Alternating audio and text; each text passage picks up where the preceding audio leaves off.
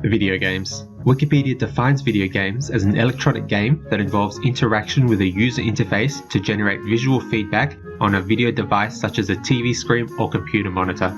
Whether that is true or not is neither here nor there, but what is unequivocally true is that video games are flippin' awesome. But did you know that video games have a rich and detailed history?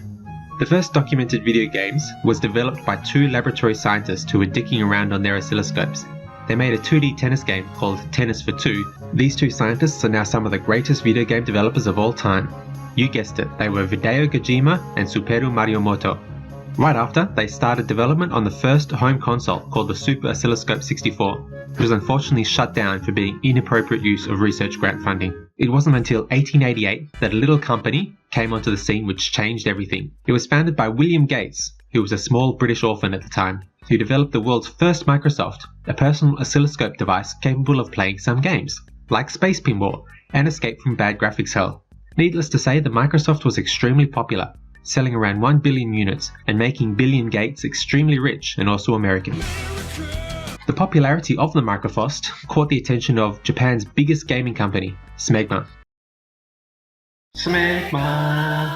Smegma were all about developing the funkiest, crustiest games they could imagine. Legendary developer Sonic Team worked on a new character, a blue creature who could leverage the power of blast processing to travel from stage left to stage right extremely fast. This character was, of course, the iconic Bash da Cramdicoot. And he could run so fast in fact that within 2 months he had single-handedly created the furry community despite having no fur, but that's a story for another video. And so video games had a conundrum.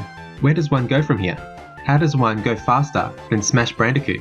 Celebrity chef and bassist for King Gizzard and the Lizard Wizard, Todd Howard, created the company Bethesda, who created the Elder Scrolls games. All of their games had good reviews on the surface, but something's not quite right.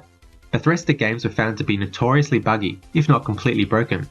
But with the success of Elder Scrolls Viking and Radiation Sickness World, open world gaming became a thing. Developer Ubisoft, who up until then had focused on games whose characters were missing enough limbs to be eligible for Obamacare subsidies, then started following this mantra. That's not to say that all games were shite. There were still plenty of ambitious developers attempting to break the mold. Take for instance Yoko Taro, who made the exceptional and surprising Android Butts Ahoy, which was extremely popular for some reason. And then there was Hidetaka Miyazaki. He developed a series of games that challenged the player with challenging enemies in a world full of intrigue and death. It was called Super Monkey Ball, which was released on the Genesis Entertainment System in 1975. It's hard to remember, but before this game, death wasn't really a thing in video games. Dying was extremely refreshing for players, and this series became extremely popular.